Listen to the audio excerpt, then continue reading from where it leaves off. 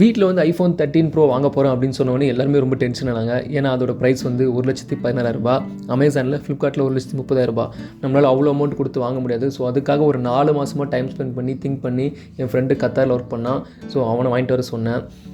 அங்கே Indian rupees price படி 88,000. So first கம்மியாக இருந்த மாதிரி இருந்தது, இப்போ வந்து ப்ரைஸ் ஏறிடுச்சு. ரீசன் என்னென்னா, அப்போ வந்து இப்போ நிர்மலா சீதாராமன் அவங்க கூட சொல்லியிருப்பாங்கள்ல, ஸோ இந்தியன் ப்ரைஸ் வந்து எல்லா இடத்துலையும் ஏறிட்டே இருக்குது அப்படின்ற மாதிரி.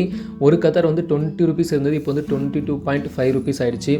ஸோ அதனால் எனக்கு 10,000 கிட்ட லாஸ் ஆகிடுச்சு. இல்லைன்னா இன்னும் நான் கம்மியாக கூட வாங்கியிருப்பேன். பட் நம்மளோட டைம். ஸோ என் ஃப்ரெண்டு அங்கே வாங்கிட்டு வர சொல்லி எடுத்துகிட்டு வர சொன்னேன்.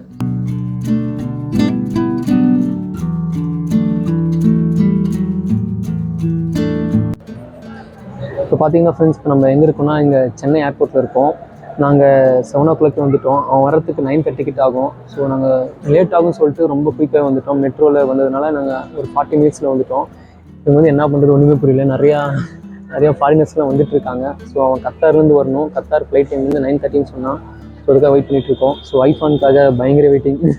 ஸோ என்னோடய லைஃப் டைம் ஒரு பெரிய இன்வெஸ்ட்மெண்ட்னா அது இதுதான். ஸோ அதுக்காக பயங்கர வெயிட்டிங்.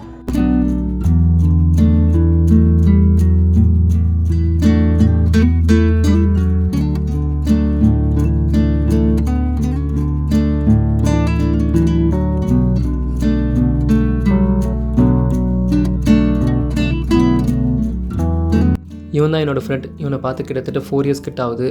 அவன் கையில் மொபைலை கொடுக்குறப்ப எக்ஸைட்மெண்ட் அப்படிலாம் தாண்டி ஒரு பக்கம் பயமாக இருந்தது. ஏன்னா 88,000ன்றது நம்ம மிடில் கிளாஸ் பாய்ஸ்க்கு ரொம்பவே ஜாஸ்தி. ஸோ அப்படின்றப்ப ரொம்ப பயமாக இருந்தது. ஃபேமிலி எதிர்த்து எல்லாருக்கிட்டையும் ஒரு மாதிரி, அதையும் தாண்டி நிறையா சிரிச்சிட்டே இருந்தேன். அந்த டைமில் அது மட்டும் தான் எனக்கு தோணுச்சு எனக்கு. இப்போ நம்ம மெட்ரோ ட்ரெயினில் வந்திருக்கோம். மெட்ரோ ட்ரெயினில் என்னோடய மொபைலை அன்பாக்சிங் பண்ண போகிறோம். iPhone 13 Pro 256 GB. ஸோ ரொம்பவே எக்ஸைட்டிங்காக இருக்குது அன்பாக்சிங் பண்ணுறதுக்கு. ஸோ அன்பாக்சிங் பண்ணிட்டா இதில் ஒன்றுமே இல்லை, ஒன்லி மொபைல் மட்டும்தான் இருக்குது, சார்ஜிங் கேபிள் அவ்வளோதான். மற்றபடி அடாப்டர் எதுவுமே கொடுக்கல. ஆப்பிள் ஸ்டிக்கர் ஒன்று கொடுத்துருந்தாங்க, அவ்வளோதான் அன்பாக்சிங். ரொம்பவே சிம்பிள். பட்டு ஓப்பன் பண்ணுறப்போ ரொம்ப எக்ஸைட்டிங்காக இருந்தது.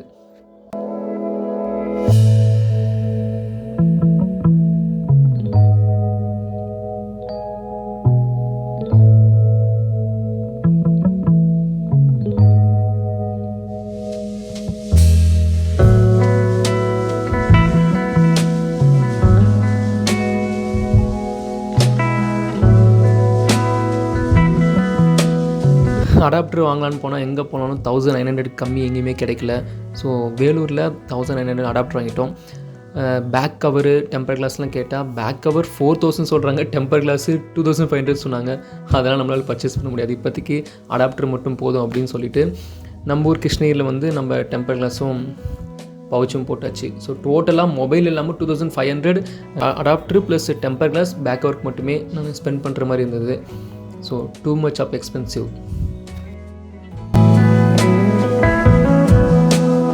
டெம்பர் கிளாஸு பவுச் எல்லாமே போட்டாச்சு. ஸோ ஃபைனலி ஐஃபோன் வந்து என்னோடய வீட்டுக்கு வந்தாச்சு. ஸோ இப்போ அதோட வீடியோ குவாலிட்டி எப்படி இருக்குது, ஃபோட்டோஸில் எப்படி இருக்குது அப்படின்றத பார்க்கலாம். நான் என் ஃப்ரெண்டு வேறு கலர் வாங்கிட்டு வர சொல்லி எவ்வளவோ ட்ரை பண்ணேன். பட் வேறு எந்த கலரும் கிடைக்கல. 12 Pro Maxில் பிளாக் இருந்துச்சு. ஸோ அது வாங்கலாம் ஃபைனலாக அப்படின்னு ஃபிக்ஸ் பண்ணேன். பட் அதுக்குள்ளே அது சோல்ட் அவுட் ஆயிடுச்சு.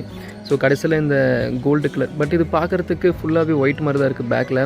ஃப்ரண்ட்டில் இந்த சைடில் மட்டும் அது கோல்டு இருக்க மாதிரி இருக்குது. ஸோ இந்த கேமரா பம்பு பார்க்குறப்ப பயமாக இருக்குது. இப்போ எவ்வளோ சேஃபாக பார்த்துக்கணுன்ற மாதிரி தோணுது. ஏன்னா ரொம்ப அது பெருசாக இருக்கிறதுனால கொஞ்சம் பார்த்துக்கணும், சேஃபாக வச்சுக்கணுன்ற மாதிரி தோணுது.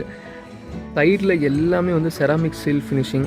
ஸோ ஏர்க்ராஃப்ட்டுக்கு யூஸ் பண்ணியிருக்காங்க. ஸோ இந்த லோகோ, இந்த கேமரா பம்ப், இந்த பட்டன் வந்து நம்ம சைலண்ட்டுக்கு யூஸ் பண்ணுறது, கீழே வந்து வால்யூம் அப் பண்ணுறது, டவுன் பண்ணுறது, கீழே வந்து சிம் எஜெக்டர் டூல் இருக்குது. ஒரு சிம் வந்து நம்ம மேனுவலாக சிம் ஒன்று போட்டுக்கலாம், பட் ஒன்று வந்து ஈஸிமாக போடணும். ஸோ ஃப்ரண்ட் கேமரான்னு வர்றப்ப மொத்தமாக வந்து ஒரே ஒரு 12 MP கேமரா இருக்குது. அதை சுற்றி 3 நாட்ச் இருக்குது. அது இதில் கிளியராக தெரிய மாட்டேங்குது. அது வந்து என்னென்னா சென்சாரு. ஸோ இதுதான் ஐஃபோன்.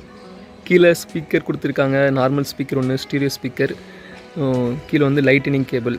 இப்போ பார்த்துட்டு இருக்க வீடியோ வந்து நீங்கள் ஃபுல்லாகவே இந்த iPhone 13 Pro எடுத்துகிட்டு இருக்க வீடியோ 4K 60 fps ரெக்கார்ட் ஆகிட்டுருக்கு. ஸோ இதோட audio quality and video quality எப்படி இருக்குன்னு சொல்லுங்கள். சவுண்ட் குவாலிட்டி எப்படி இருக்குன்னு செக் பண்ணுங்கள். ஸோ இப்போ நான் 2xலேருந்து ஜூம் பண்ண போகிறேன். இது 3x ஜூமு. இடங்கள் 4K 60 fps இருக்கிற லைட் இருக்குது. இதோட வீடியோ குவாலிட்டி அந்த ஆடியோ குவாலிட்டி எப்படி இருக்குன்னு பாருங்கள். இது எல்லாமே பேக் கேமரா.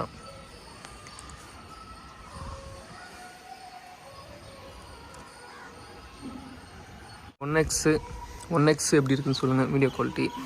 ஸோ நம்ம அந்த சைபர் 7 எப்படி இருக்குன்னு பார்க்கலாம் ஜூம் பண்ணி இங்கேருந்து.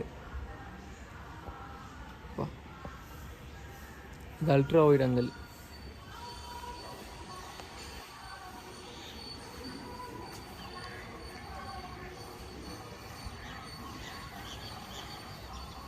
இது 5x ஜூமு. இது 10x ஜூமு. 9x வரைக்கும் ஜூம் ஆயிருக்கு. அப்போ இவ்வளோ கிளாரிட்டி இல்லை, இவ்வளோ பக்கமாக இருக்க மாதிரி இருக்குது. ஜூம் அவுட் பண்ணால் எங்கே வருதுன்னு பாருங்கள். இது 3x நார்மல்.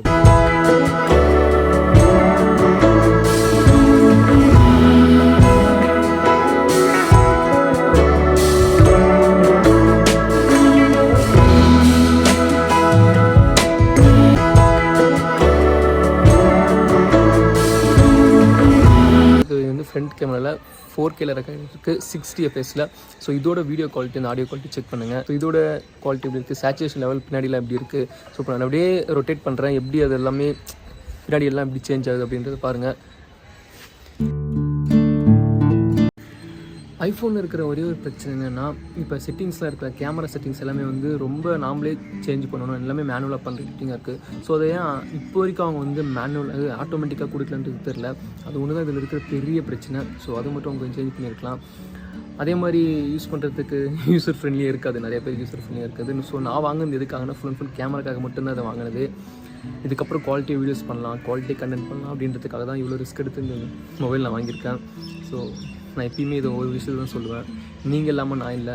ஸோ கண்டினியூவாக சப்போர்ட் பண்ணுங்கள். இதுக்கப்புறம் நிறையா வீடியோஸ் பண்ண போகிறேன். So keep supporting me. எனக்கு ஒன்றும் இதை பற்றி நிறையா விஷயம் தெரியல ஐஃபோனை பற்றி. ஸோ அதாவது எனக்கு புதுசாக தெரியுது. நான் நிறையா யூஸ் பண்ணியதுக்கப்புறம் 1 month யூஸர் ரிவ்யூ வந்து நான் ஃபுல்லாகவே அப்டேட் பண்ணுறேன். Bye friends, take care of yourself. And this is my iPhone journey.